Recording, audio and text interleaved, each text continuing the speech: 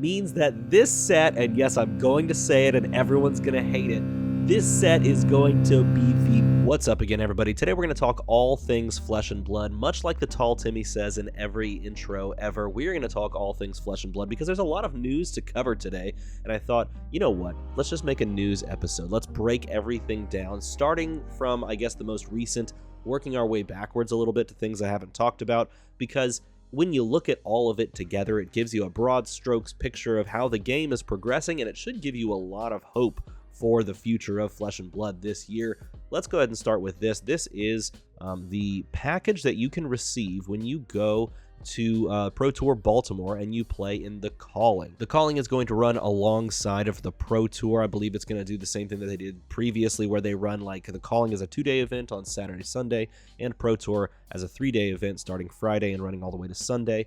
But if you enter the Calling and pick up the Calling package, then you get this incredible Crown of Providence playmat with a Crown of Providence sleeves, a cold foil young Arachne hero, and a set of promos, okay? And this is the really interesting part, because this is a new card from Outsiders, and these 3 cards back here are foil versions of tokens that this card can create. So let's look at this card, because this is pretty sick. First of all, huge shout out to 0 to 60 Fab. I found this on your Twitter profile. There was a couple people that posted like the full card image in all its glory, but this is the first one I found. And so I just wanted to shout you out and allow me to use your image on your Twitter. Thank you very much. Death Touch, a 1-cost, 6-power assassin/ranger action attack. So this is a card that can be used in either class. It's like a hybrid card, and it's a 1-for-6 with no go again that blocks 2. I love the fact that they did the double bordering. I think that's really cool. So on one side, you've got the Ranger border. On the other side, you've got the Assassin border. This pitches red. We don't know if this is a cycle. I would probably guess that this is a cycle. This doesn't strike me as a Majestic, but it is really cool.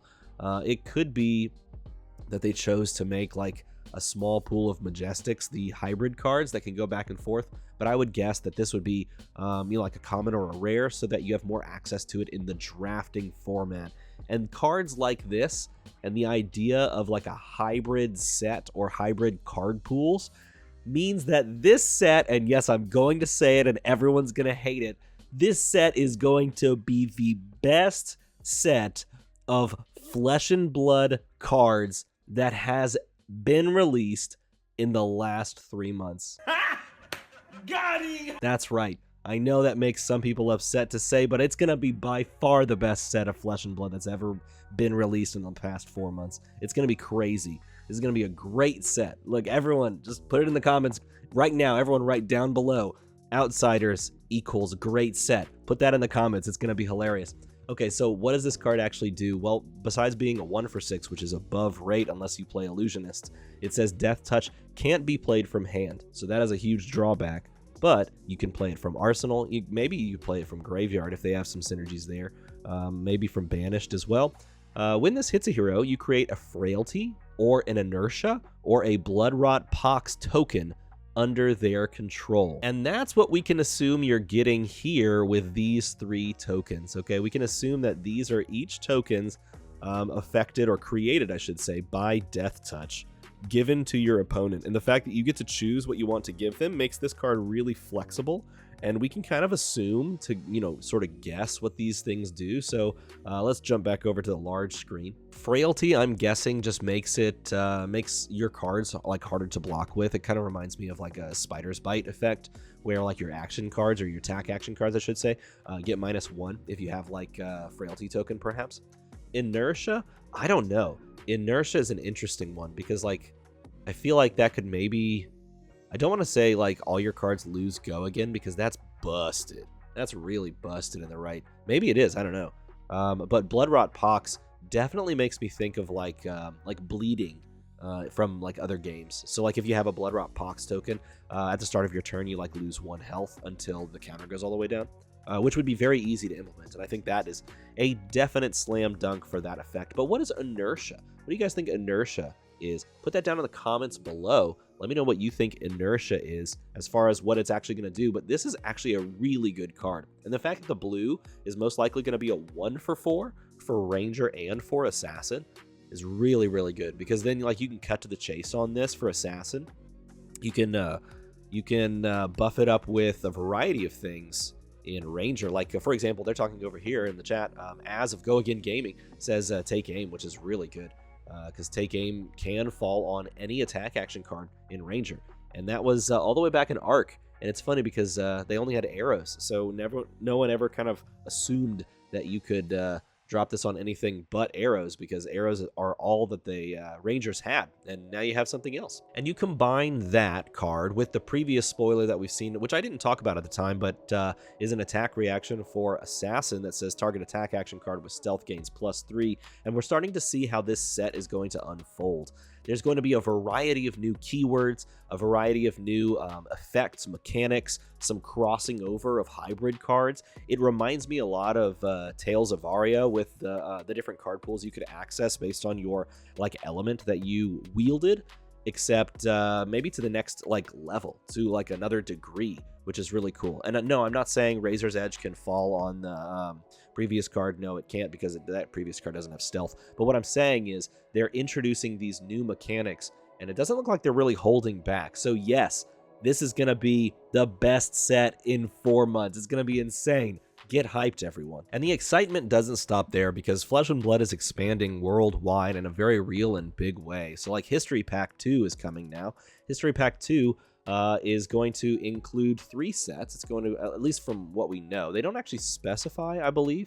It just says from the second year of Flesh and Blood. But the interesting thing there is, if we're talking about the second year of Flesh and Blood, maybe they're referring to 3, like the block of 3 sets, because that was Tales of Aria, Monarch, and Everfest. And we can guess that because they mentioned 3 Fables. And the only way you get 3 Fables is if you include those 3 sets, even though Everfest released at the beginning of 2022 and not in 2021 with those other 2 sets. So it's kind of a little tweak that you have to think about there, unless I'm wrong. I could just be wrong.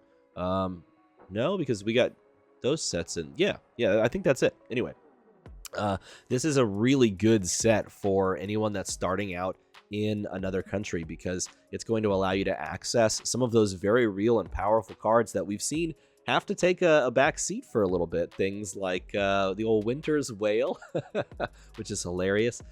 Interestingly enough, too, for the time being, both Prism and Chain are living legended out. So the cards that you're going to find in this from Monarch are going to need to, sort of be reactivated, if you will, by them printing a new Prism and a new Chain. So I would expect, based on the way this product is releasing, I would expect there to be a reprint for those 2 heroes pretty soon. Now, yes, you can technically play both heroes in Blitz, and you can, of course, play, those heroes in Ultimate Pit Fight and in Commoner and in any other format that anyone creates, right? But in Classic Constructed, where the lion's share of the competitions take place, if you will, those 2 heroes and a large part of this set are sort of locked away for right now. So because of that, I very much expect them to make a reprint of those heroes, or to reimagine those heroes, so that you can then access your Light Illusionist cards and your Shadow Runeblade cards, because those are most likely in this set. And that's really exciting, because over the next couple of months, we could see a reprint of those heroes with tweaked or new abilities. And all the cards that get released worldwide in this History Pack 2 are all going to have new life breathed into them, and perhaps new strategies built around them. And then finally, one of the most exciting things that we have coming down the pipeline, if you're a new player, are the release of these History Pack 1 Blitz decks. These are very cool, and I believe I saw that Brian Gottlieb actually put these lists together, or at least had a hand in putting these lists together. So they're going to be sick. They're going to be tight, as the kids used to say. But the fact that we have now these old school heroes from the first 2 sets of the game represented in these pre-con Blitz decks, which is funny because technically these are in Classic Battles, but now they're even easier to access.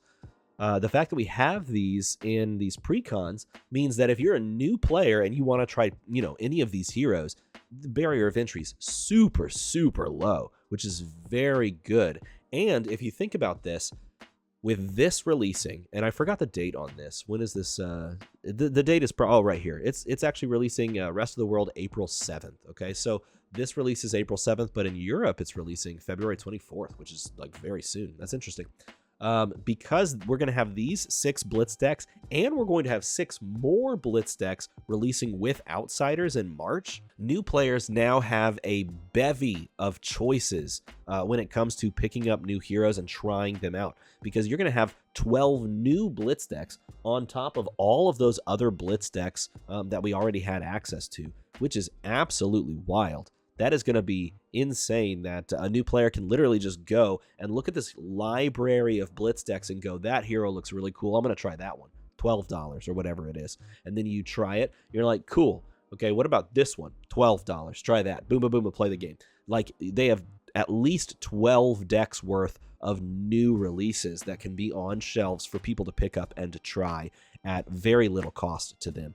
That is a very, very big deal, and it speaks to where the game is going this year. And at the beginning of the year, I said that the game really is going to dive heavily into Ultimate Pit Fight and PvE, and I still believe that. I still think that we're going to see a lot of like headway made in those formats. But the way that they're releasing these intro products, it's really gearing up to be a really big worldwide push. And that is really exciting, because if you're getting players around the world more engaged in this game, particularly in like Asia Pacific, like Japan and things like that, if you're getting players more engaged in this game, your overall player base is going to balloon because those new players are coming in, and then you can lean even more into like the Western market with PvE and UPF and things like that. So this should give you a lot of excitement and a lot of hope for where Flesh and Blood is going in 2023. If you enjoyed this video, feel free to go up here and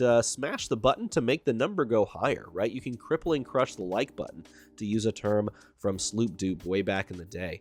Literally, he said that, and I smashed the like button because I enjoyed that ending so much.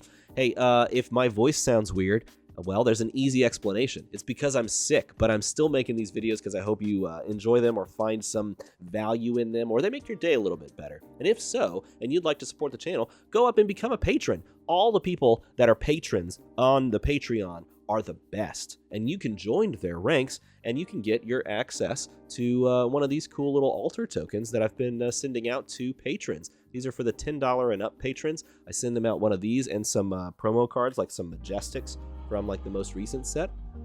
And so if you want to get into that and support the channel and make the channel keep going, feel free to become a patron. As always, thanks for watching.